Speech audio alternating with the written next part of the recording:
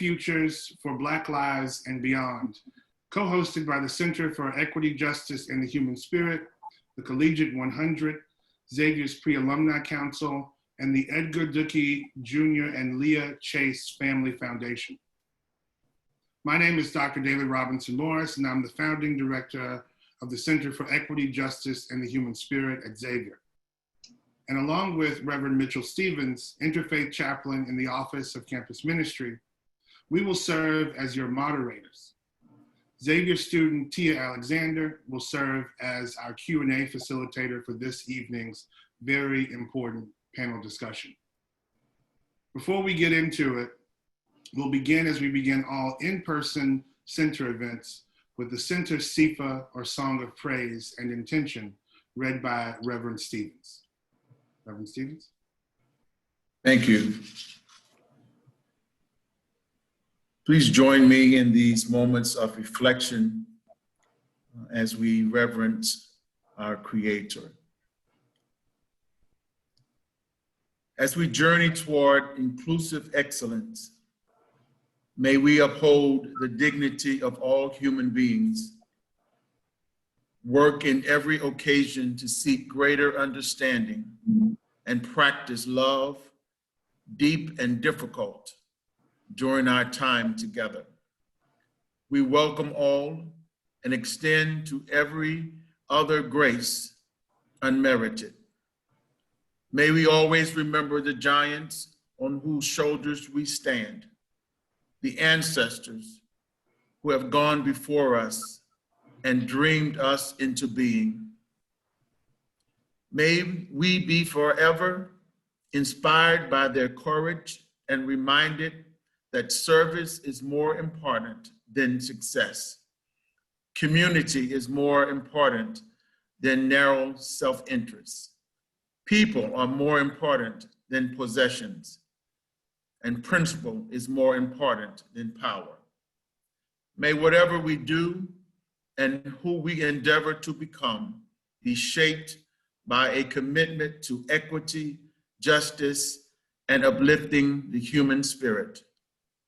May we use our knowledge to work with and for the community to disrupt systems of oppression and to uplift the human spirit wherever we find it diminished. May equity be our aim and justice our guiding virtue. May we and our children and our children's children carry forth with pride the tradition of excellence, social justice, and collective action with patient trust. To the Creator, the Great Spirit that speaks us into being, we thank you and call you to enter where you already abide. When our work together is complete, at peace, we will rise with purpose, fearing nothing. We press forward. May the ancestors guide us, and St. Catherine Drexel pray for us. Ashe. Ashe. Thank you, Reverend Stevens. Now let me tell you a bit about the center. The Center for Equity, Justice, and the Human Spirit was founded in August of 2018 as a response to our calling as the nation's only Black and Catholic institution of higher learning. And it's just one way that we at Xavier can put our knowledge into practice toward the creation of a more just and humane society. Focusing our efforts on crystallizing community, research, and activism within the areas of educational equity, criminal justice reform, and environmental justice, the center serves as a present point of intersection that brings together 95 years of our history, working to combat and dismantle oppressive systems, triumphing in the face of adversity, reclaiming our shared humanity, and educating human beings who go out into the world ready to do justice always and in all ways. Today's panel is just another glimpse of what we attempt to do to inform and galvanize while impacting policy, changing practice, and most especially uplifting the human spirit. In the midst of a global pandemic, among a crisis of weak national leadership, and in a rising tide of hate and vitriolic political dialogue, those of us with eyes to see, ears to hear, and hearts to feel understand the critical nature of the upcoming election. We understand that radical changes are necessary for our collective well-being and for our shared futures. Yes, we need you to vote, but we also need you to be informed voters, informed about the issues that are and will affect us as Black and Brown Americans and as members of under-resourced communities. This evening's panel, I'm sure, will be an education for us all. We have a treat tonight. Please join me in welcoming Elena Odoms, Executive Director of the ACLU of Louisiana, Representative and alumnus Royce Duplessis, State Rep of District 93, Xavier Psychology Senior Tamia Morissetti, President of the Epsilon Tau Chapter of Alpha Kappa Alpha Sorority Incorporated, Ashley Shelton, Executive Director of the Power Coalition for Equity and Justice, and Nia Weeks, Founder and Executive Director of Citizens She and Citizens She United. Nia is also an adjunct professor in women's studies at Xavier, and we are very happy to have her. Now, I'm going to get out of the way and turn the floor over to Alana for opening remarks. Thank you. Thank you, David, and thank you to this incredibly powerful, esteemed group of leaders that we have on the line with us. And thank you, Reverend Stevens, for that beautiful reading of the CIFA. It really spoke to me and put me in the right place for this conversation. I want to talk to you about what we're voting for. What are we voting for? This sacred right to vote, enshrined in the 15th Amendment to the United States Constitution for Black men, ratified in 1870, and for women in the 19th Amendment, passed in 1920. It's one of the most fundamental rights of citizenship, yes? One of the most fundamental rights. But it is the right that is most fundamentally under attack. Just give you a little perspective from the ACLU. The ACLU has filed over 25 lawsuits across this nation challenging voting rights restrictions, including polling place closures, early voting curtailment, and prohibitions on vote by mail in the midst of a pandemic. The Trump administration has intervened in every single case to deny citizens the right to vote. Yes, voter suppression is a full-time job of this administration. Make no mistake. David told us that this is an important election. Perhaps it is even the election of our generation. It will determine in many instances whether we live or die. This is not hyperbole, friends. And I am not just talking about marginalized communities, though we know that Black and Brown folks do die disproportionately from the coronavirus pandemic. We are talking about a live and die moment for everyone in this country. In the White House today, we have a person who espouses unabashedly white supremacist values, who has deceived the American public about a threat so deadly as the coronavirus that has taken the lives of nearly 200,000 Americans and may take as many as 200,000 more by year's end, who refuses to allow the free flow of knowledge and education on anti-racism and anti-bias in the White House, and who has refused to acknowledge the patriotism and sacrifice of the Honorable John Lewis and civil rights leaders who fought and died to protect and defend the fundamental right of people to vote, and particularly Black citizens, who, when asked about white supremacist protests in Charlottesville, Virginia, said that there were good people on both sides, and today affirms again and again and refuses to state that Black lives even matter. just matter. This is an election that involves critical national issues. If you are concerned about the role of ICE, you should be concerned about this election. We have a national deportation and detention crisis with its epicenter in Louisiana. We cage 15,000 people, innocent people, within our borders alone. People who have simply sought refuge in this country, most of whom who are seeking solace from violence and harm in their own countries. Make no mistake, this is a policy of this administration. The Supreme Court, when I wrote these notes several weeks ago when I was asked to be on this panel, I thought immediately about our honored and treasured RBG, the Notorious. And I said to myself then, she has been holding on, but she may not make it another 4 years. And sadly, as we sit here today, we have lost RBG. And we have no idea whether Senate Republicans and this leadership in the White House will follow fair rules and fair play and will allow the people of this country to select a president of their choosing, and whether that president will then be able to appoint a new justice. But what we know is that no matter who inhabits that seat, there is a vacancy that is deep and wide, that is gaping. She fought for the right of women and men to be equal and to allow women's place to be in those decision-making halls. And we still have many decisions that rest on the balance of that very honored and treasured body of the Supreme Court. And if you care about your rights, if you care about the rights to freedom and liberty, you should care about who will be on that court, and therefore you should care about this election.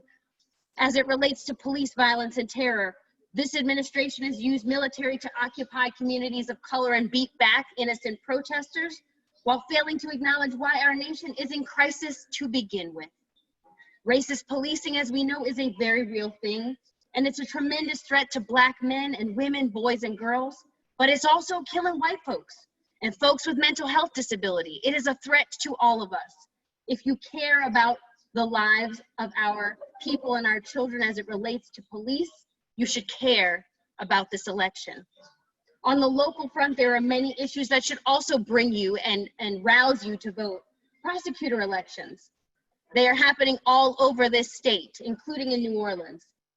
Prosecutors are some of the most powerful people in our criminal justice system, and the most unaccountable as well. They can fuel mass incarceration, or they can fuel the movement to decarcerate. I know because I was one. We have got to elect 21st century prosecutors in the state of Louisiana who believe that Black lives matter, who understand that most of the outcomes in our criminal legal system are based on race and wealth and not on guilt and innocence. We have the power to put those kinds of people in office. We must vote for them. Judges, the same thing. Most of our judges are up for elections. Judges have so many powers. They can sentence and revoke people to prison. They are essentially the gatekeepers of justice.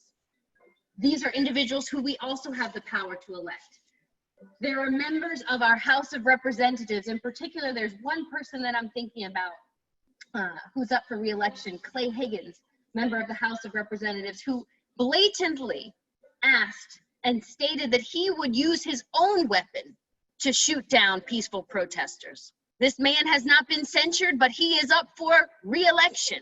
And so we, as the people, should use our voices and our power to censure him and not ask him to come back and be re-elected to the House of Representatives. Again, police violence in Louisiana, we have so many instances of violence that have been, those rights have not been vindicated in this state. Trayford Peller and Alton Sterling, and 160 others who've lost their lives since 2013 alone to police violence in Louisiana. This is an epidemic. We do have an epidemic of police violence, not just in this state, but all across the country. So I will ask you, who are you voting for? I have some suggestions for you. Vote for Breonna Taylor. Vote for Daniel Prude, for Philando Castile, for Robert Greene, for George Floyd. Vote in honor of George Floyd and John Lewis. Vote in honor of RBG. What are you voting for? I will give you some suggestions there. Vote for an end to mass incarceration. Vote to end immigrant detention and deportation. Vote for freedom. Vote for peace. Vote for racial equity. Vote for justice. Vote for our lives. We must vote like our lives depend on it, because they most certainly do. And as the kids say, you know, you hear the kids say all the time, you need to get your life. We need to get our lives right now. And once we get them, we need to vote for them. Let's vote like our lives and our rights depend on it, because they do. Thank you. And I want to say right now, I have the unique honor of sharing this incredible stage with these panelists and my daughter, who's also whispering in my ear right now. But I thank you so much. She said I did a good job. I'm going to kick it to Representative Royce Duplessis, as he is a lion who is fighting in our legislature for many of the rights that I just spoke about. Royce? Thank you so much, Alana. It's really an honor for me to be a guest on this very important discussion with so many wonderful people. And I can't thank Dr. Robinson Morrison enough for continuing to extend the invitation for me to participate in these discussions. In addition to the fact that you are just having them, they've, I think, been so important during these difficult times. You pointed out the fact that I am a proud Xavier alum, which I am, but you know, I want to dive into that a little more and just sort of point out the fact that as we are in the height of a very divisive national presidential election, and we're dealing with many of the issues that Alana pointed out through her opening remarks, you know, we are in times of grave uncertainty. The uncertainty around our democracy, the uncertainty around just decency and where we go forward as a country. And what many people don't know, may not know about me, is that although I may have finished from Xavier, Xavier is not where I initially intended on attending. It was a time of uncertainty for me when I was just finishing high school regarding where I wanted to attend college. So I initially started out at Tuskegee University. Many people may not know that, but it was a time of difficulty and uncertainty for me. So I made the decision to come home and I came to Xavier. And I think it's important for me to point that out, because as we began with the opening prayer and we all became somewhat grounded and centered around the spirit of what this call should be about, I was reminded of how important it is to have places like Xavier that we can call home, that we can go to during times of uncertainty, places where we can reestablish reconnections with our foundations during moments of difficulty. So Xavier is in many ways an extension of family. It's a refuge for many. And I appreciate you all for continuing to be that light during times of darkness, because that's certainly what it means for me. And I think that's what we need right now. So thank you all for doing that. You know, Alana, you continue to challenge me. Another thing people may not know about us is I'll share is that we had the opportunity to work next to each other very closely for several years at the Louisiana Supreme Court, where we got to see up close and personal many of the challenges that we face from a policy standpoint throughout this state, many issues that continue to plague our justice system, and many of the experiences that I had working alongside Alana at the Supreme Court, working to assist Chief Justice Burnett Johnson. Those experiences, in addition to going to places like Xavier and Howard University School of Law, but particularly my experience at the Louisiana Supreme Court, gave me the tools that I believe prepared me to then offer myself up as a candidate for the state legislature. And it's no surprise to the people who are on this call today that many of the battles that we're still fighting today in 2020 were being fought by some of my heroes that go way back to the 30s and the 40s, people like AP Turo and others. So this is very real. And this conversation is incredibly timely, but I think we have to have these discussions to let one another know that, look, you're not in the fight alone. Because I know that many of us may at times feel like we're in the fight alone. Alana, you made some incredible points about what's on the ballot. And, I talk about it at length. And sometimes I feel like I'm at risk of being redundant because I know that we're going to get into some questions. But there was a line in that prayer that talked about that principle is greater than power. And I can't think about a more poignant line than that in terms of what we are witnessing from those who are in the majority party at the national level and at the state level in terms of what is more important. When we look at this effort to appoint a justice, and we rewind just 4 years ago, a similar factual scenario, but the disregard for integrity, the disregard for consistency, and the quest to only go after power is something that is incredibly dangerous and is incredibly harmful. Just from where I sit, and I'll just kind of talk about a few quick points, and then I'll turn it over to the rest of the panel. And is that we have so much at stake, and we're fighting for so much at the Louisiana legislature. Some things that continue to be a priority for me, very pressing priorities, are the issue around voting rights. Some of us may know that right now we are continuing to battle with our Secretary of State and the overwhelming Republican leadership in the legislature against their voter suppression efforts. I mean, these are modern day efforts to suppress our votes. We had an emergency election plan that was put forth by the Secretary of State very recently that went in the opposite direction in which it should have gone. I had the, I guess you'll call it the honor, to grill the Secretary of State in a hearing and basically get him to admit that this was not the best plan, but this is basically what his party wants to see, and that's what they went along with. So these things are very apparent and in your face. Thankfully, we had a federal judge who did the right thing and agreed to some of the, I'd say most of the demands that were put forth in the petition by people like Ashley and the Power Coalition. And I'm really, really, really grateful for their leadership and advocacy on these issues. Again, we're not in the fight alone. Like I could go on. I just want to kind of give a shout out to that point, but the fights still remain around fighting issues of systemic racism. And that seeps into everything, the economic injustice we continue to see throughout the state, the levels of poverty and post-traumatic stress that our families experience as a result of poverty, and how we continue to rank last in everything good instead of ranking first in everything good. But I know we're gonna have some good questions tonight. I'm looking forward to the discussion, and thank y'all once again. Thank you, Royce. Let's kick it over to Nia Weeks. If I can figure out how to use a computer thingy.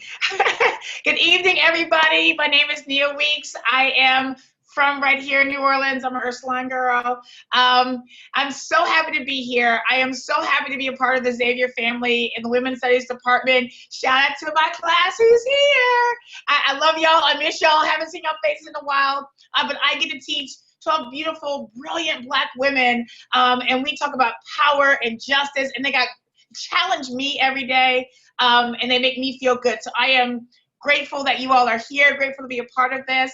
I also love the panel. These are people, y'all, that I have worked with on many levels for a long time.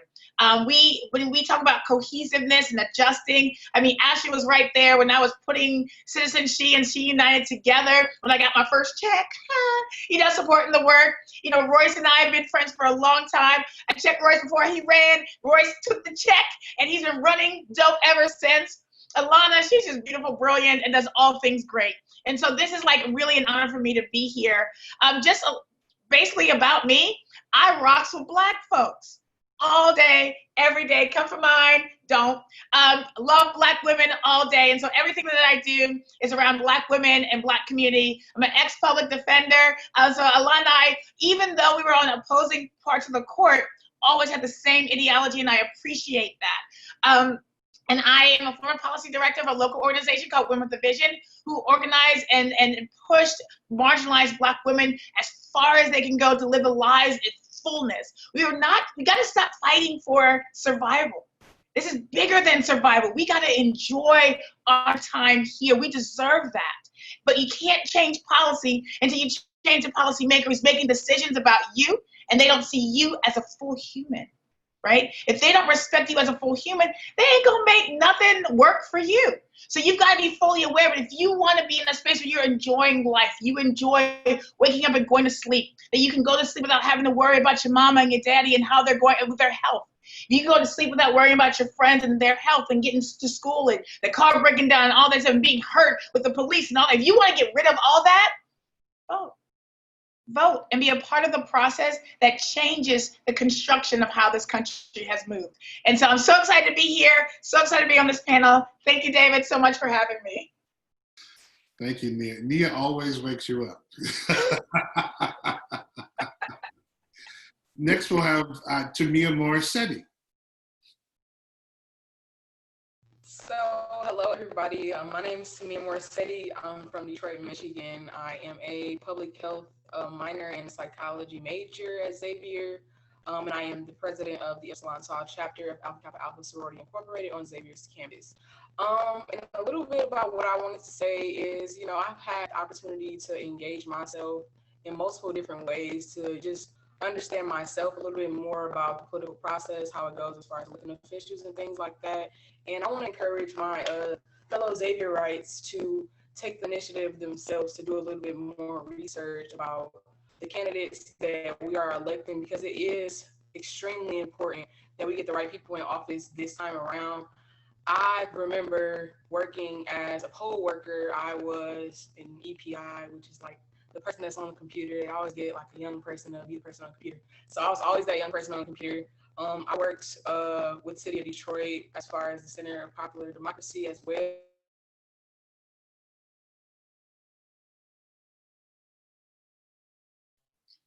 Oh, Tamia, you went out. Your sound went out.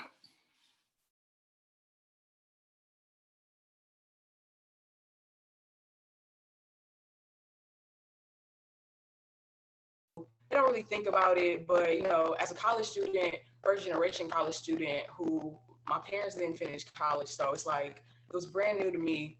But I knew I wanted to challenge myself, you know, get into the field, and become an official in some type of way, get the education I needed.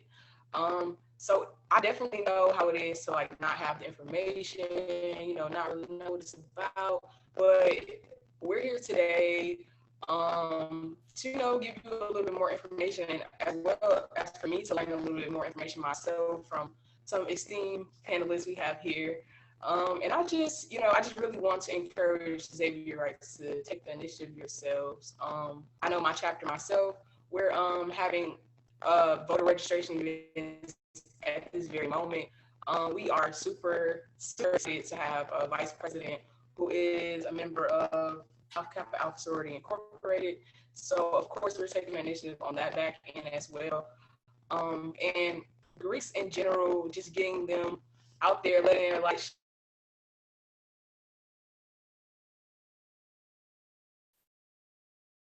Uh-oh, Tamia, you went out again.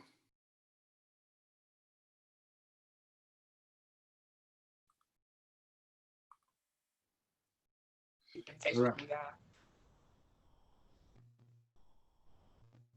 Wonderful, thank you. You went out there for a little bit. Let's move to, thank you, Tamia. Let's move to Power herself, Miss Ashley Shelton. I love it. I love it. Ashley Shelton, I'm the Executive Director of the Power Coalition for Equity and Justice. And so honored to be here and to be invited to be a part of this conversation. As many of the panelists have said, I mean, you know, I call us the Justice League. Like we're all, you know, kind of standing shoulder to shoulder fighting for what's right for our state and the people of our state. And so always glad to be in good company, getting into good trouble. So that's certainly a gift.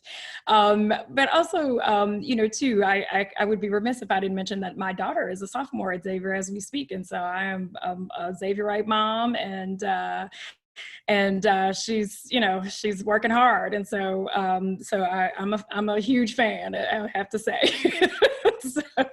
So I always tease her. I was like, she thought it was going to be parties and fun. It is organic chemistry. That's what it is. And she's watching today, so I'd be remiss if I didn't give her a quick shout out. But also, Power Coalition is a 501c3 table. We are a civic engagement table that has been working to engage disenfranchised communities with a focus on infrequent voters of color in particular. We are about 5 years old, and we've had the honor of working with communities across the state to just increase the voices of Black and Brown voters, also voters in our Native as well as our API communities, so that our voices could be heard. And I think that what, is kind of, core to the mission of the Power Coalition has been this understanding that we have the second largest Black population in the country, second only to Georgia. But when you think about our policies and our power to move policies that actually impact and would lift up opportunities, address the never-ending cycle of criminalization and poverty, and all these things that we fight for on a daily basis, we don't have, we're gaining power, we're growing power, but we didn't have the power that we needed. And so Power Coalition has been dedicated to connecting people back to their vote and their voice. And what we also recognized as well is that, when we were knocking doors and, in communities throughout New Orleans, Shreveport, Alexandria, Baton Rouge, Houma, Lafourche, that, when we talked to Black folks, nobody was talking to them. Nobody was knocking on their doors. In many places, I can't tell you how many folks that we talked to, we were the first person that had ever knocked on their door and asked them anything about what they cared about, what they felt about, did they have information about what was on the ballot.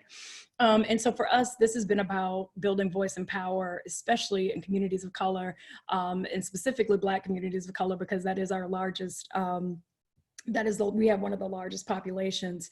The other thing that I think would be, kind of really important to say is that, we didn't just show up. We've been doing this work for the last couple of years, and, starting with Amendment 2, really at scale statewide, bottom lining that campaign in support of vote, touching, millions of voters across the state, educating them about the things that they care about.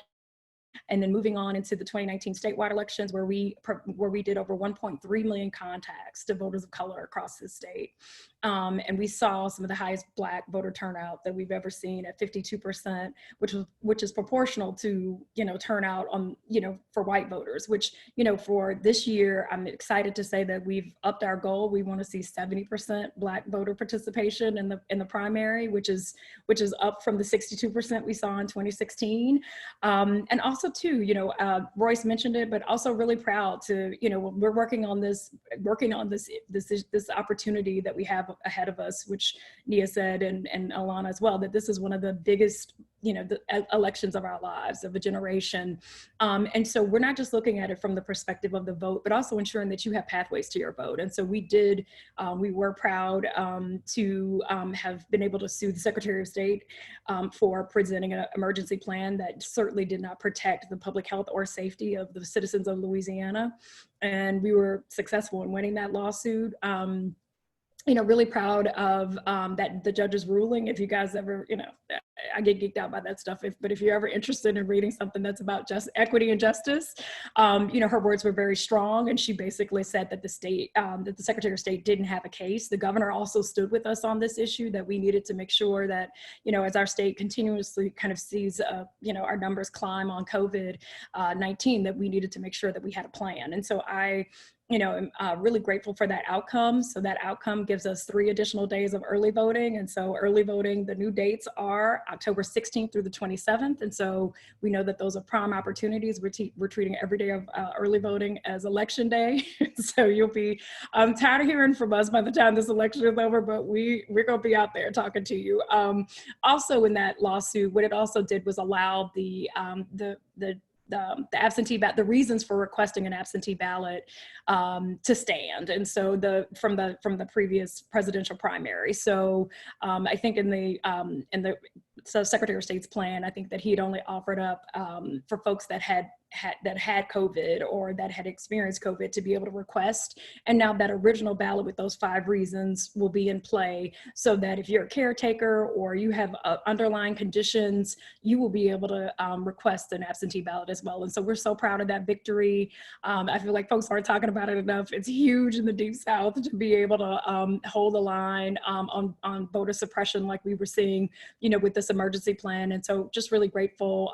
Royce, shoulder to shoulder with us and fought this fight both at the legislative level and certainly as we work with community to talk about why this was so important. And so just grateful to be here and happy to talk about all of the, all of the things that we're trying to do to engage, educate, and help folks understand why this election is so important. Because in addition to all the things at the top of the ticket, whether it be the presidential or the congressional races, I think one of the things that we are most excited about are the DA's races that are happening across the state and specifically in New Orleans. And like I tell folks, like we've oftentimes for those of us that have been fighting for actual justice in our criminal justice system, we know that we've oftentimes found ourselves, working with the legislature or feeling somewhat helpless. And this is our opportunity. If you're watching us today, this is your opportunity as a voter to demand that we have leadership in the district attorney's office that actually prioritizes and cares about Black and brown bodies in our state, and allows everyone to walk in their full human dignity. And so we will be focusing on those DA's races, not only in New Orleans, but certainly Shreveport and other communities where New Iberia and others where we know that leadership is key to true equity and justice for the thousands of Black folks that are disproportionately impacted by this system that, again, traps them in criminalization and poverty. So happy to be here, happy to, to talk about all the things we need to talk about. And I think that, I agree with Nia, like we deserve, we deserve economic opportunity. We deserve affordable housing. We deserve to, to not worry about our children and experience the trauma every time they leave the house, whether they'll come home. We deserve joy, and we deserve leadership that is accountable to us. And so happy to be here. Thank you. We deserve joy, which is not to be made a crumb, right? And we deserve leadership. This morning, Silas Lee was on the morning panel, right, that talked about voting mechanics and how to register to vote. And you brought up voter suppression, and he mentioned a stat that was sort of staggering to me. He said in his research, he found that for every one Democratic vote suppressed, that equaled 70 Republican votes cast. That's like insane, right? Let's chew on that for a minute. So I'm going to ask the first question, the first formal question. I'll invite our audience, if you have a question, hit the Q&A box and input your question there. And I'm going to invite Reverend Stevens and Tia both into this portion of our dialogue. The first question is this, and you've hit on this some.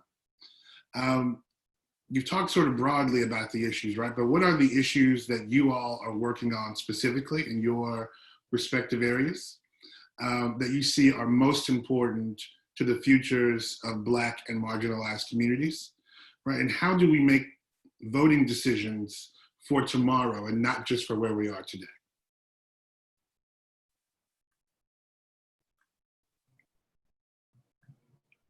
Does anybody else want to jump in there? Well, I will say, from Citizen She's perspective, like I said, we rock with Black women. And I will say, I'll go back, like Ashley and I have been melding through numbers for a long time, right? And actually make sure I'm giving it all correctly, but 700,000 plus Black women eligible to vote in this state. 500 plus thousand are registered. So we all have a registration issue. 157,000 are considered frequent voters, right? And I will say the Work with Power Coalition has been doing across the state has increased that, but we're still at a deficit, right? And so we're not bringing that full force that we can. And when policymakers are making decisions, there's two things they really care about: money and votes, right? Who's gonna make sure that they get reelected, right? And we have the power to do that, but we don't use it the way we should. And the policies are enacted that are hurting Black women. We have the highest maternal mortality rate in the country. We have the highest wage gap in the country. And there's, we have, education and all that. I'm sorry. People in Louisiana are brilliant, beautiful. We love each other. We care for each other. The policies don't reflect who we are. But the fact that we are not engaging in voting does. And so I had asked Royce this at a panel a couple of days ago. I said, Royce, what would it look like? What would it feel like if all 700,000 Black women showed up to vote? And he was like, the world is our oyster. right? All of a sudden, these decision makers that are making decisions about our lives that are hurtful to us now we can check them, It's one thing for me to go to the Capitol or actually go to the Capitol or Lana or Royce be at the Capitol and I bring a bunch of Black women and like, oh, that's cute. We'll take a little picture, but their voting capital is not that much, so we ain't got to shake in our boots. One person from the NRA show up and they minds right real quick because they got to act in accordance with them. That's the power we can actually have. We can say, y'all ain't killing no more Black women, trying to have babies. Y'all aren't going to sit there and have us make less money and then try to figure out ways to feed our family and then arrest us for that. Y'all going to force our kids to go to these schools. You ain't going to feed us this bad food. You know what I'm saying? Like we can say that and strong arm with some real power, right? And so like what Citizen She is focused on, yes, we're trying to get these Black women to vote, but it's bigger than voting. It's so that we can have this strong arm together when it comes to policy enactment, that we can be like, we can check them real quick. We can check them real quick and they have to listen. And so, that is our area of concern, and I'll back off to let someone else say. I'd like to follow up on that one. And Nia, I'm loving the energy. I truly am. And I think you really hit it. You really hit it on the head. I'll just kind of start with this as a premise. That statistic you gave, well, Dr. Lee gave from this morning. One thing we have to always remind ourselves, and especially our people, be it our community members, our family members, church members, whomever, that if our vote wasn't important, then why would they be working so hard to suppress it? We can never, ever lose sight of that. We can never lose sight of that central question. If our vote was not important, if it didn't matter, then why would there be this relentless effort to keep us from voting? So, that's sort of what I always go to. What I'm seeing right now play out, and this really kind of follows up to the last point Nia made about how particularly elected officials respond to the threat of being taken out of power. What we're seeing right now is a lack of courage amongst Republican leadership at every level. And I've told this to many of my colleagues, and they will quietly admit it to you. In fact, they will confide in you because that's the position that they're in, right? Whether we can say they chose to be or not, because there's a refusal to stand up. And and just to give you an illustration of what I'm talking about, on Monday, we're returning to a special session that, quite honestly, we do not need to be going into. It is absolutely insane that we're going into for a 30-day special session. But this was all prompted by a statement, or a position rather, that the Speaker of the House put out opposing this asinine petition that has been floating around to do away with the governor's emergency powers. So you have people on the far right that are threatening to basically do away with the governor's executive authority during times of emergency. Mm-hmm. Some moderate Republicans took a position by saying that this is not a good idea. And the reaction has been so vitriolic. Within 12 hours, those reasonable moderate Republicans said, okay, we have to deal with this. We're going to call a special session to deal with this issue. That's my point in terms of the response that you can get when there's the threat of people being taken out of power. So we need that on every side. Now, I'm not saying we should be unreasonable. I'm not asking for us to be unreasonable, because I think this whole argument around safety measures from the governor being a threat to our freedom don't even get me started on that, right? When you talk, that is the epitome and height of privilege. But that's a whole nother discussion. But it is truly at the heart of what we're talking about. But in terms of just the impact of a vote, right, and why the vote matters, let's use the last governor's race, for example. People could say, okay, well, this governor, he's really not that different. I don't really see the difference. You get a new governor here. Now, I'll be the first to tell you that we don't agree on a lot of things, and we won't agree on a lot of things. And there is no elected official out there or policymaker out there or loved one or family member or any person on the face of the earth that you're going to agree with on everything. But let's just use Medicaid expansion as one example, okay? We're talking about the difference of 500,000 people being covered versus 500,000 people not being covered, simply based upon who was put in office. We're talking life and death. All right, that is if I can't give a more concrete example of how important the vote is and how important it is for our people to be educated and to vote the best person into office, but still hold that person accountable, right? So we still have to do some holding accountable of the current governor for sure, just like I need to be held accountable by my constituents. So, yeah. No, Royce, I mean, I was going to tease you, you're taking my talking points because that's always the point that I make. We've been on too many panels together. I've been too.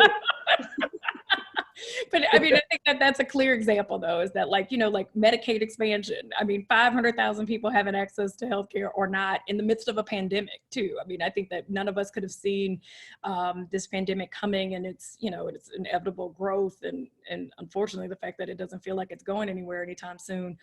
But, you know, Medicaid expansion is one of those concrete examples of who is in office decides or determines whether you live or die, and that we can't ignore those facts. And I think that, you know, what's on the line here, and I think that what we, you know, like what we've been trying to tell people over and over again, and we don't like to have conversations about power, which I think is interesting. I don't know why that's a thing, but, you know, Power Coalition's here to tell you that like everything is about power. You know, it's I think that for us, you know, it has to be balanced with equity and justice, clearly. You know, but I think that one of the things that won't ever happen is that we can't ever get to the balance if we are never a part of the power conversation. And so I think that when you think about why does your vote matter, your vote, you know, like it's not even just that, it's census. So right now we're 9 days away from census closing. The last day to take the census will be September 30th. We need everybody to take the census. We know the state of Louisiana is blacker and browner than it's ever been, but it won't matter if we can't get everybody counted, so that when we go to draw lines for redistricting, which will be happening, you know, this in 2021, which redistricting is whether they determine whether we have another congressional district or whether we have, you know, like whether we have more legislative districts, whether we have more, I tell folks, I was like, I want my big power in terms of the congressional seat, but I also want my school board seats in St. Bernard Parish. I want my city council seat in St. Bernard Parish, and all of these places where we know that, you know, that have a growing, you know, African-American, as well as Jefferson Parish has a huge Latinx population that has grown and burgeoned in that community and is thriving. And so I think at the end of the day, like we need to make sure that our folks are counted and have a voice. And then, you know, and then also not only, you know, is it census and then redistricting, but then it's also that determines whether your vote you know, it matters, because at the end of the day, you know, we know that Louisiana has never submitted a map that ever met the Shelby test, which basically was, you know, if you lived in a state that was racist and always drew racist maps, they had to be pre-cleared. We no longer have pre-clearance.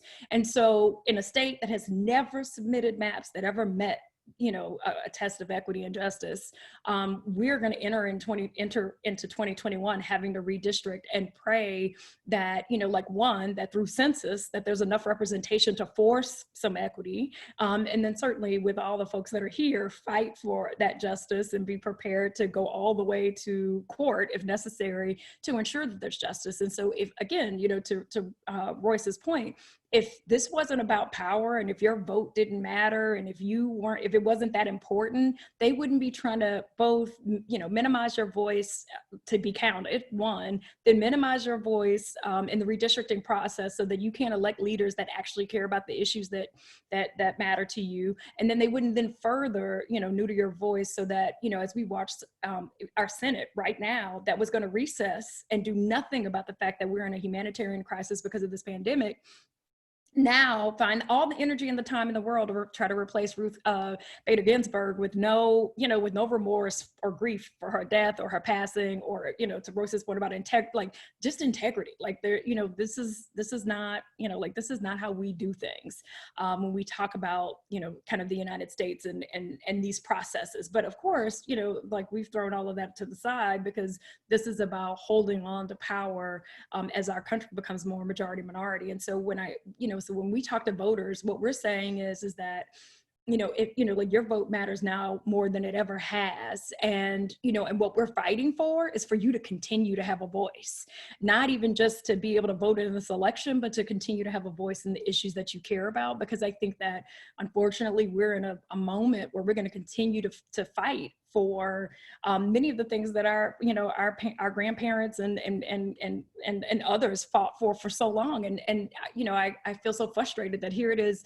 2020, and I feel like I can go watch any tape from 1960s and it all feels like it's the same thing. And and I think the point has been made. What is sacred? What my right to vote is not sacred. My right to protest is no longer sacred. My right to bear arms. Oh yeah, it's sacred, but I'm Black, so maybe not. And so I feel like we have to make the fights for the same things that, we have to make our right to protest and our right to vote, which are the strongest, most powerful tools that we have. We have to make them matter, and we have to make them sacred again, because this feels ridiculous and just a never-ending assault on our ability to literally embody the phrase "one vote," one person, one vote, right? I mean, all of these things that our vote is built on. And so I would just offer that up in terms of like the future. The future is now, right here in this moment. We look through census to redistricting, we will see a lot about what the future holds in terms of this new, growing majority minority, and what it has the power to do. I'm going to go ahead and interject here with a question from Vanessa Clincy. I believe that she wants to know why people are not actively voting despite being eligible to do so.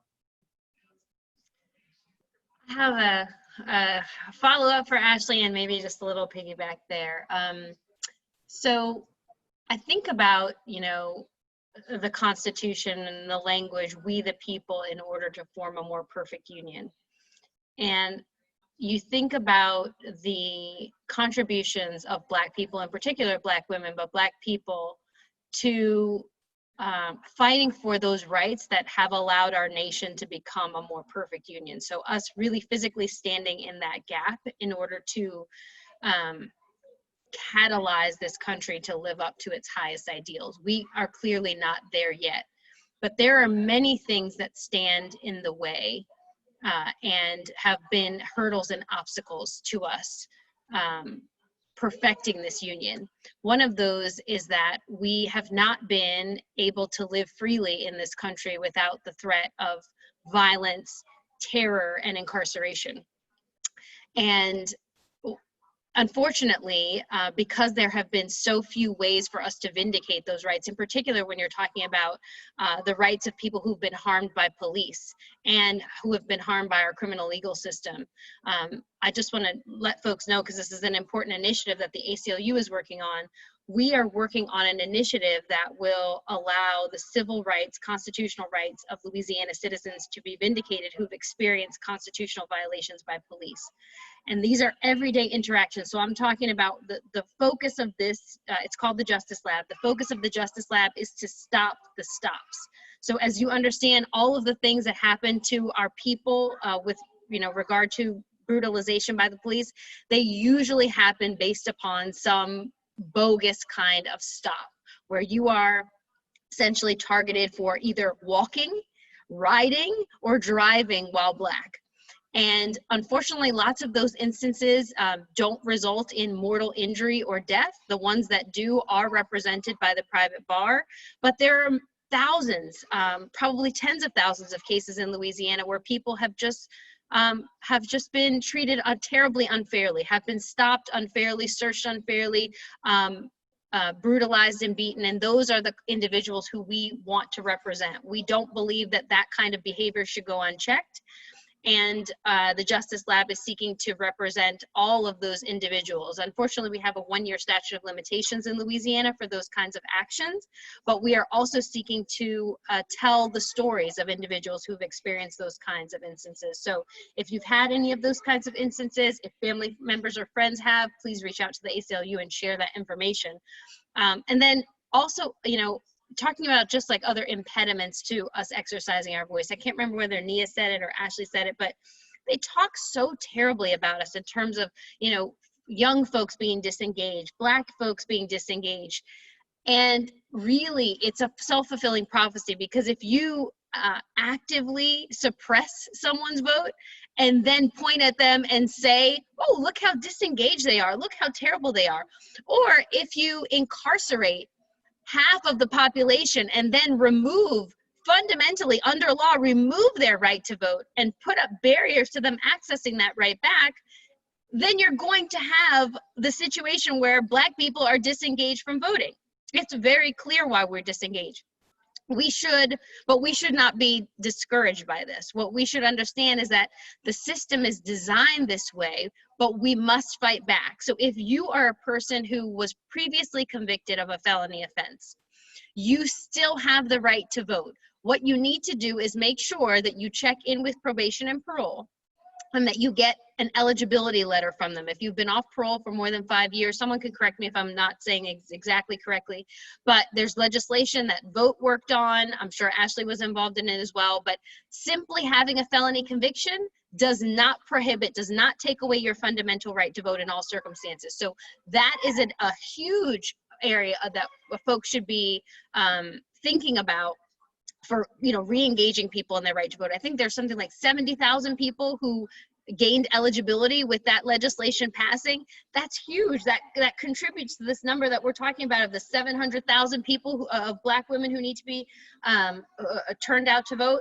So these are the kinds of things that we need to be thinking about. But I think the most important thing that we can do, especially as a Black people, is to not believe the lies. Don't believe what they told you about who we are. We are not lazy. We have the same values, if not greater values, for what this country can be. We are the patriots. We are the protectors of this democracy. We are, in fact, the backbone of this nation.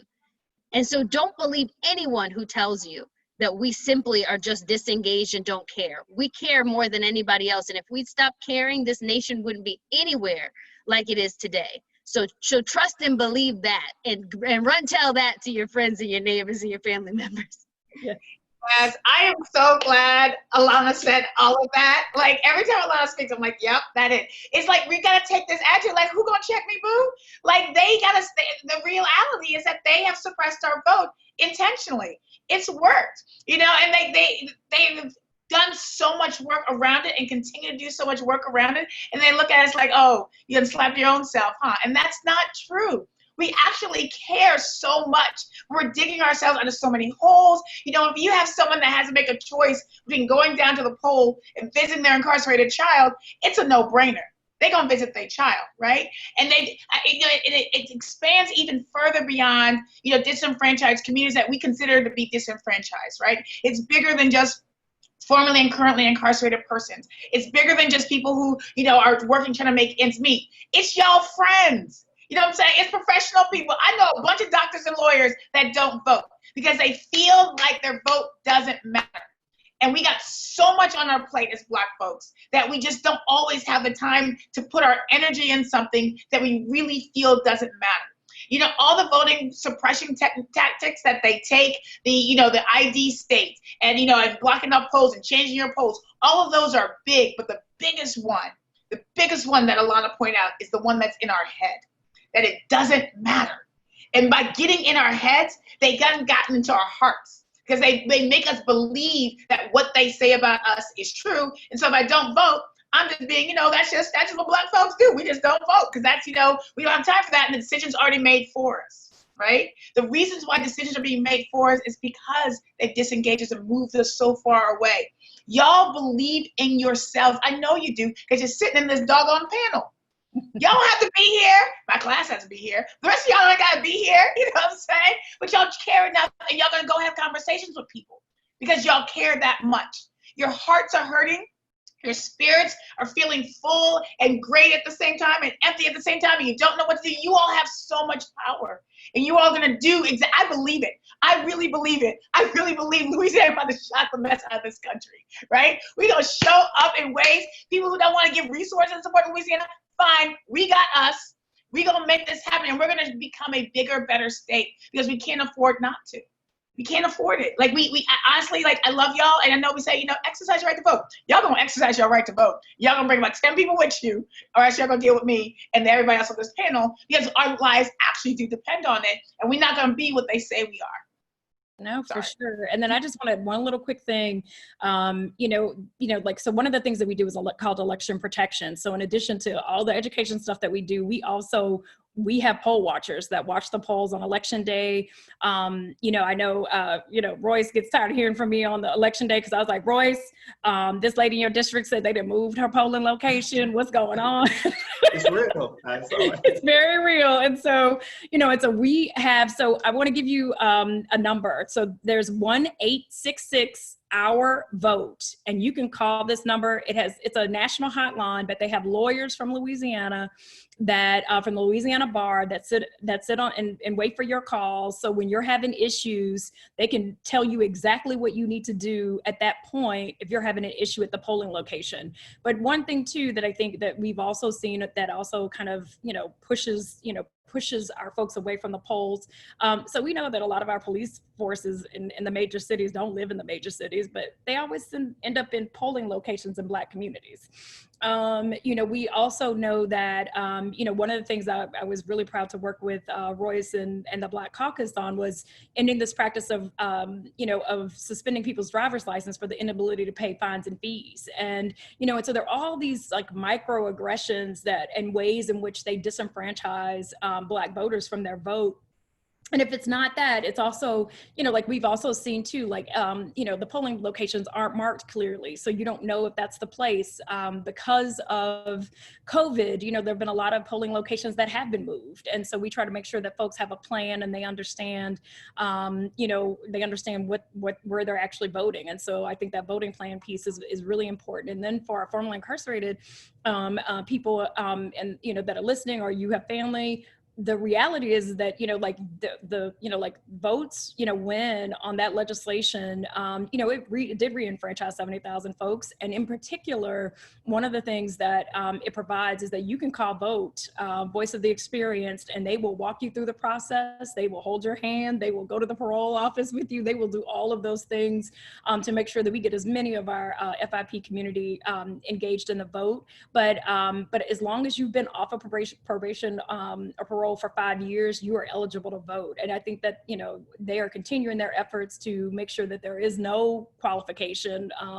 or, you know, hurdle to exercising your right to vote. But currently that's the stipulation. But if you're past that 5-year mark, then you are absolutely eligible to vote. And I would be remiss if I didn't lift up my brother Chico Yancey, who works with VOTE, and you know, and he always talks about the fact that like he served his time, he was paying taxes, you know, he's in the church, in the choir, you know, doing Boy Scouts with his grandkids, and you know, but the only thing that he couldn't do was vote. And so Chico is so proud. It's always a big social media moment when Chico, you know, gets an opportunity to vote, because that's how much it means to him. And I think with this DA's race, I also challenge all of our FIP community to register and to get engaged, because no one knows more, you know, the people closest to the problem are closest to the solution, and no one knows how broken this system is more than folks that have engaged with this system. And so we need your voices, your family's voices, to engage in this process, to ensure that we have a district attorney in the city of New Orleans and district attorney races across the state that actually are representative of our communities. And again, make sure that that Black folks get to walk in their full human dignity, and that they use their discretion that Alana talked about before. Like, they have unbelievable discretion to give people their lives back and allow them to, you know, and allow them to go into diversion programs and all of these other options that we don't often see in Louisiana. And not only for our adults, but also for our juveniles. I mean, our juvenile justice system certainly needs you know, some reworking too, and there'll be several of those judges on the ticket as well. And so, you know, I just encourage you to reach out to VOTE, especially if you've got questions around, you know, kind of being re-enfranchised. And then certainly Flick, that's been working on the juvenile justice issues as well. So I'll leave it there. I'll take a few seconds, probably less than 60, just to add to that, because that was just such an important conversation. And just to kind of bring it full circle, when you talk about our folks, the level of disengagement, the level of disenchantment, everyone, I concur with everything that's been said. Part of the strategy that I've discovered is oftentimes to create so much disinformation and to create such a flurry of conflicting information to the point where it does become overwhelming. And people are so confused that's another element and that leads to disenchantment and disengagement. And I think that's all part of the strategy. Because even though we talked about the success of the legal challenge, now the Power Coalition and other advocacy groups have to spend resources to get out there and educate people on what the process even is. Because first it was, okay, was it 7 days? Is it 10 days? Is it 13 days? Are the polling locations open from 8 to 7? Is it 8:30 to 6? You know, so that is when and we have to also be very careful as advocates, as policymakers. We have to keep, I think, empathy at the forefront, and that requires us to put ourselves in the shoes of folks who just may not be where we are, right? We got to kind of get where they are. And my reason for pointing that out is because some of us, even some of us on this call, could say, well, what's so hard about just going to vote in person? I will tell you, I'm a proponent of, if you can go vote in person, please, by all means, go do it. But we have to also understand the challenge that many people face, particularly during the pandemic, and why we've been talking about this whole vote by mail thing. But at the end of the day, the goal, in my opinion, should always be to make the process as easy as possible. So this whole idea where you hear this rhetoric, people saying, well, if you can go to Walmart, then you should be able to go to vote. Well, no, first of all, everybody's not going to Walmart. That's the first thing. But secondly, anything that obstructs, I don't care how small of a hurdle it is, it's a hurdle. And we need to be making the process as easy as possible, because there is someone in some community that is going to negatively impact. So we should always be fighting for making the process as easy and as simple as possible, because there's a constant effort to make it as confusing and as difficult as possible. So I'm curious. I'm going to put Reverend Stevens on the spot here. Reverend Stevens is also a pastor of the congregation. And so I'm really curious about this conversation and your thoughts on what we've talked about here today as it relates to your congregants. Well, first of all, I'm honored to be a part of this energy. So I have to bring all of you to my church and let you kind of get everybody riled up one day. But certainly as a member of the faith community, I always think about how in the 60s or 70s, the church was the go-to place. It was a place of strength and power, especially when it came to rights in the fight for rights of Black and brown people. And it's interesting, that there's been a shift. So the voice, I just feel the voice of the church is not as loud as it used to be in the past. But to hear what's happening in this room, I know that it is important that myself as a faith leader continue to preach the message of justice and civil rights, that people would be, that my congregants would be informed and knowledgeable about who holds the power. As a matter of fact, there's a question that was submitted about that word power, and I heard a lot about power tonight. But there's a question that maybe I'll just pose at this time, that it says, well, who holds power besides the president?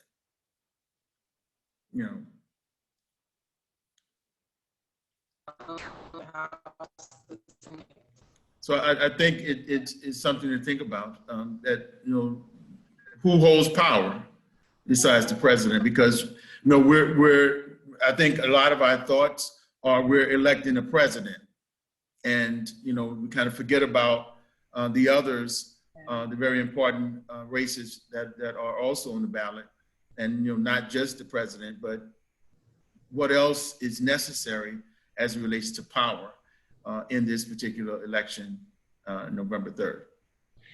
One thing I'll say really quickly, because I feel like I don't want to be talking too much, but at every level, there's power, right? So, and it's interesting because I think before the current president, we didn't really see the president impacting our daily lives in the way that this president has found a way to you know, to make that pain, those pain points feel personal, and certainly impacting our daily lives.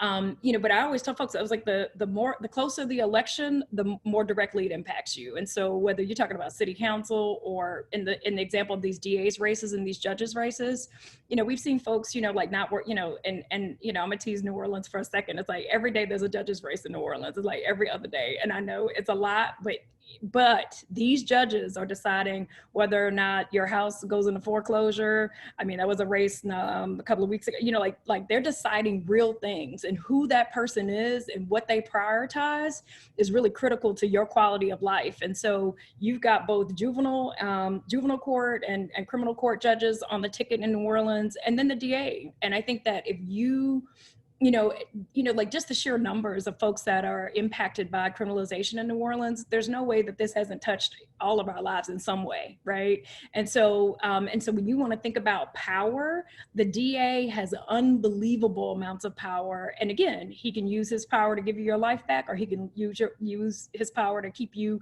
in jail using false subpoenas. I mean, we've seen all kinds of terrible things happen, you know, over the last 6 years.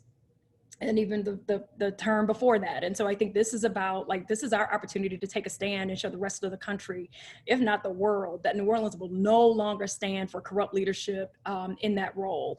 And so I think the president is, you know, certainly, you know, like I said, we feel it more than we've ever felt that that's an important office, but it's oftentimes this DA's race, these judges, you know, mayor and city council races as well. I know Baton Rouge has both mayor and city council races on the ballot. Those things, they, you know, like they're making decisions about your quality of life as well, whether or not people have to wear masks, whether or not, you know, if you're immunocompromised and, you know, you have somebody putting your health at risk. And so, you know, all of these things that we've seen, you know, over these last few months with this pandemic, I think has really showed the reality that these elected officials are determining your quality of life, whether or not you're working right now, whether or not you have access to healthcare, whether or not you can afford and have access to childcare. Like, all of this stuff has gotten so real. And I think that we can't afford to, you know, to ignore that, like, they have that kind of power in our everyday lives, and we need to challenge them on it. And then more importantly, I keep saying it over and over again. I was like, voting is literally a social determinant of health.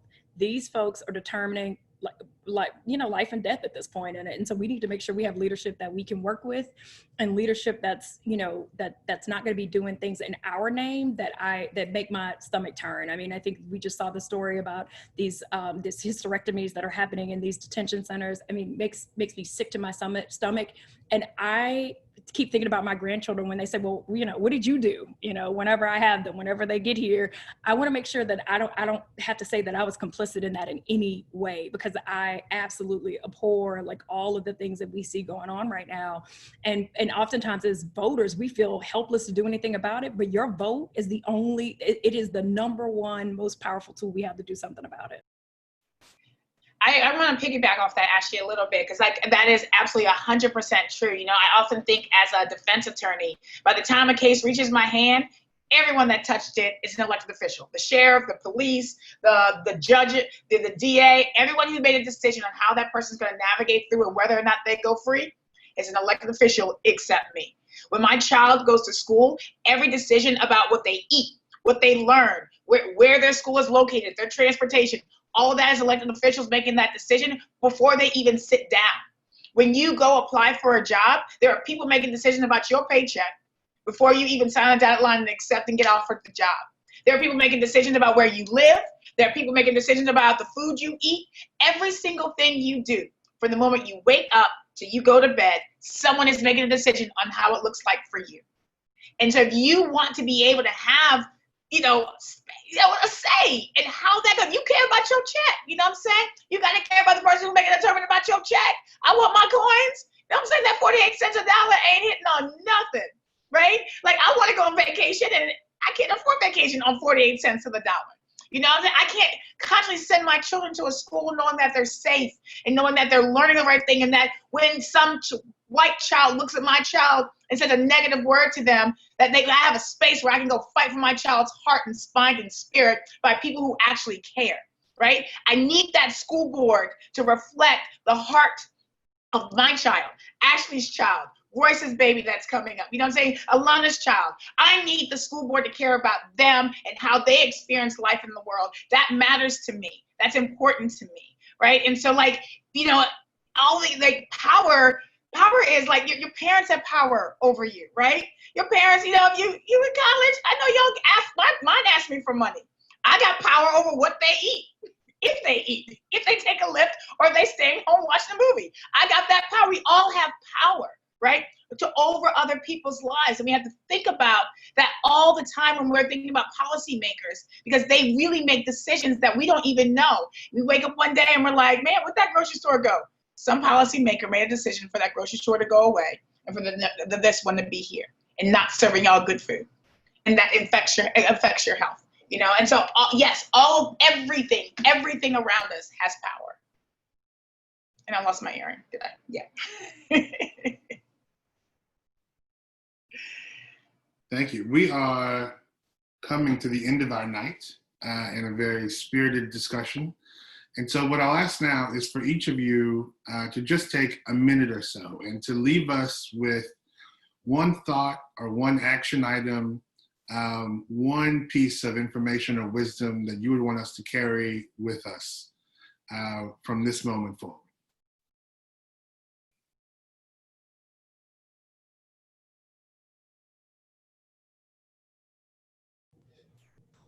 I guess I'll start then.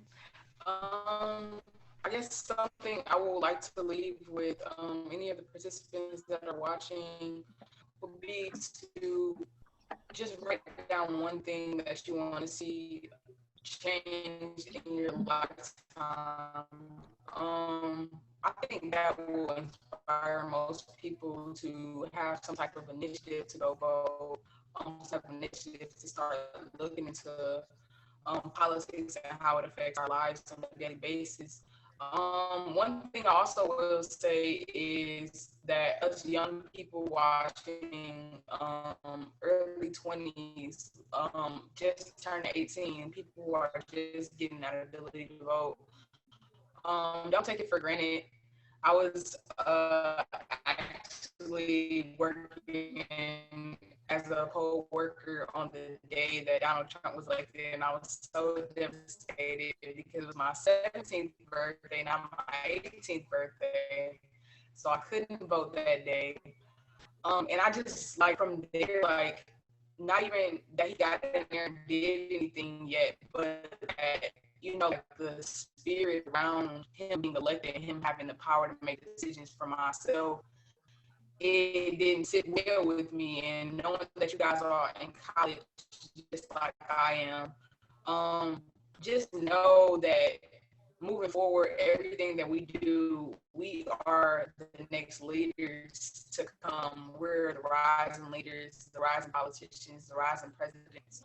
So it's up to us to change it now so that we can have a better future for our kids and ourselves. I feel like we always get in this cycle of let's wait, it'll take years, it'll take time to change.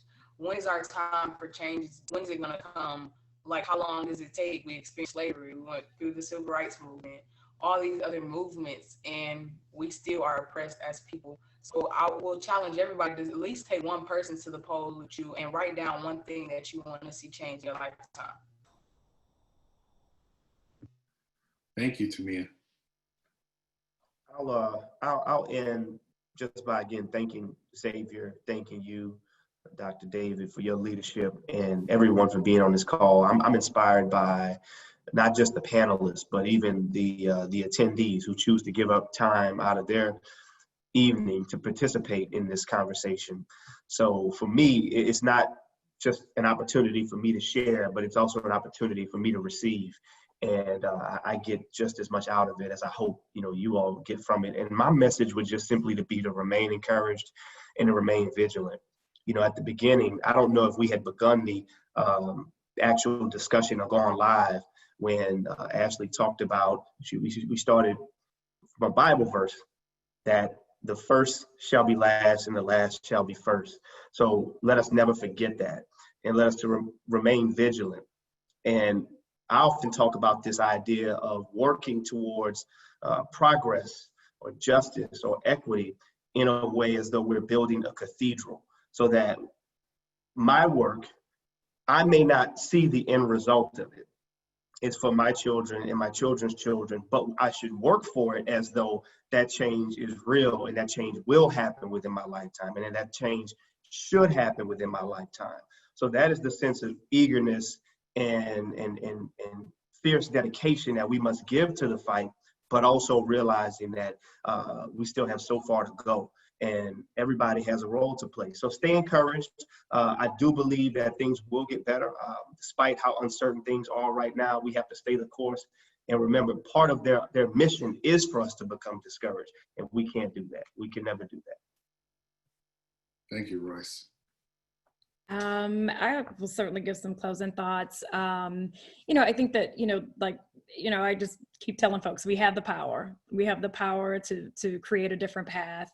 And we have been dropping stuff in the chat throughout this conversation. And so on Fridays, we're doing coffee chats. So if you want to just learn more about the ballot, or currently we're talking about folks that are actually college students who may be interested in becoming poll workers, helping walk them through that process and answering any questions. But this Friday, those coffee chats will kind of transition into chats about the ballot. We have 5 constitutional amendments on the ballot, in addition to those, those elected, those leaders that are running for elected office. And those constitutional amendments have some really critical issues that will impact our lives, whether or not corporations have to pay taxes, that are critical dollars that fund education, and all of these things that we're trying to push to make better. And so you've got lots of things to consider in addition to that.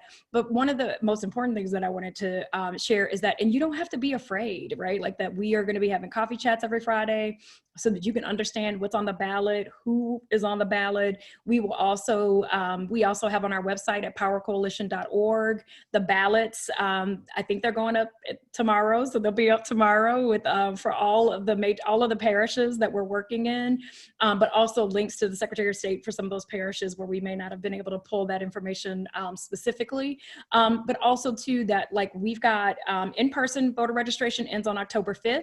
And then registration online ends on October 13th, and we need you to register to vote. And if for our student population in particular, you've come here from other places in the country, we need your vote to matter in Louisiana. And we hope that you would change your registration status and join us as a Louisiana voter and making a better Louisiana. And so I'm grateful for the time here today with all these great Xavierites, and appreciate the opportunity to share the work of the Power Coalition. Thank you, Ashley. I love it. I'll go next. So we are asking Black women to squat up. That is our goal. If you go to shesquatsup.motivote.us, you get on the platform, you form your squad, right? So you get you and your friends together, and y'all do simple actions. Check your registration, register to vote, make a voting plan. And then we have a bunch of activities that we're doing. We're doing screenings. Next week is Hair Week. We're doing a whole week on Detangle the Vote. Celebrating the Crown Act. We got videos, participation, and all of that. You get points, right? So you're competing for points with the other teams that are out there. My team is winning, right? And so you're competing with points with other teams. You can then go to our prize bank and cash in those points for prizes. So yesterday I cashed in my 200 of my points, and I am getting a signed book, Becoming by Michelle Obama. We have all kinds of prizes in there. From the Saints, the Pelicans are gonna be in there. We got the Major League Baseball throwing in a little package in there. We got a bookstore is throwing in signed books and event. It's just a whole bunch of stuff. And so every day we do our She Shows Up on Wednesday, where interview Black women on life and politics of living in these Black skin and bodies. On Thursdays, if you signed up, you will get a love letter. I promise you, you want to sign up, because the love letter y'all gonna get on Thursday of next week is so incredibly dope. And I'm just really, really excited about, we want to have fun. 2020 has been heavy. It's got, it's not getting any lighter. So we're going to take it and we're going to enjoy ourselves, because we know at the end of it, we're going to win. We know that. We're going to dance our way down to the polls. We're also doing a day. We're doing some hair, Black women's hair. What's your hairstyle going to be when you go to the polls? We have a stylist coming on, and we can't wear stuff around like the candidates, but you can wear a Black Panther outfit, and we're gonna show you how to do it fly, and have Black women showing up fly to the polls. So we're gonna enjoy our time, enjoy our space, and y'all gonna watch us win. Thank you, Nia. I needed that. Thank you. Not say how much I have enjoyed my anecdote of Nia tonight. I was not, to be very honest, y'all, my soul was heavy coming into this space, and it has really been lifted. And I want to join the coffee chats, and I want to get squatted up, and I want to talk about hair, and I want to do all the things, because these all sound like really enriching, exciting, really fun things that can help restore our hope. And so I want to just share one thing about hope. Y'all know I love Bryan Stevenson so much. Everybody knows I need to pay this man for how much I quote him. Just give him the royalty checks. I just need to send it to EJI just straight away. But hope is so important, and so many of the panelists have spoken about it. And Bryan always says that hopelessness is the enemy of justice. So we've got to jealously guard our hope. And another colleague of mine spoke about the relationship between hope and action, and I thought it was really profound. And he said, most folks think that first you have hope, and then that inspires you to take an action. But it's actually the opposite. Once you begin to take action, once you begin to affirmatively take steps to vindicate your rights and the rights of those around you who you love and cherish, then, and only then, will you have hope. And so what I think all of the panelists have shared with us tonight is that we have the actions, we know what the actions are, and we have the power to take those actions. So if you're feeling hopeless, if you're feeling discouraged, if you're feeling counted out, disfavored, disengaged, pushed to the side, you can use the power, your God-given power, the power that the universe has given you, the power that we pull from our ancestors, to take actions, to vote, and then to experience the hope that comes from walking in that full dignity. And thank y'all so much for being here tonight. Thank you, Alana. Thank you, Royce, Tamia, Ashley, and Nia. I am, like Alana, my soul was a little heavy today coming into this. And Nia, you have just sparked something, right? There is a beauty in Black joy, which is not to be made a crumb. And in moments of hopelessness, where we may feel like there is no hope, we can cling to joy, right? And we understand that hope is not a strategy, but a condition of the soul, right? We get that, and we have to cling to it. Thank you all for this informative dialogue and for increasing our understanding of the issues that will affect us in this election and beyond, and for blessing our spirit tonight. This was something alchemist happened here, right? Where two or three are gathered, right, Reverend Stevens? We must not only be ready to rage, but ready to act. I tell people all the time, I'm always ready to rage. Come at me wrong, you don't feel it. But that rage too can be used, right, as fuel to spur action. And so on this National Voter Registration Day, I hope that you remember the hard-fought right to vote. The hard-fought right to vote.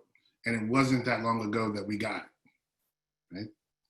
If you take nothing else away from here tonight, we need you to use your vote, to use your voice, to catalyze transformation, necessary transformation. I hope that you use what you've learned here today to vote on November 3rd in this extremely, extremely important election at all levels, right? Please allow me to thank our student Q&A facilitator, Tia, who was my former student when she was a freshman, which is quite odd for me because she's now a senior. I've been at Xavier that long. And my co-moderator, Reverend Mitchell Stevens. I must also thank the behind-the-scenes crew, Yamlak, the Xavier IT guru, and Karen Blair, who is the boss. That's my nickname for her. She's the program coordinator for the Center for Equity, Justice, and the Human Spirit, without which none of this could have been done, because my life is crazy. And I want to thank each of you who have joined us this evening. Be reminded to stay tuned.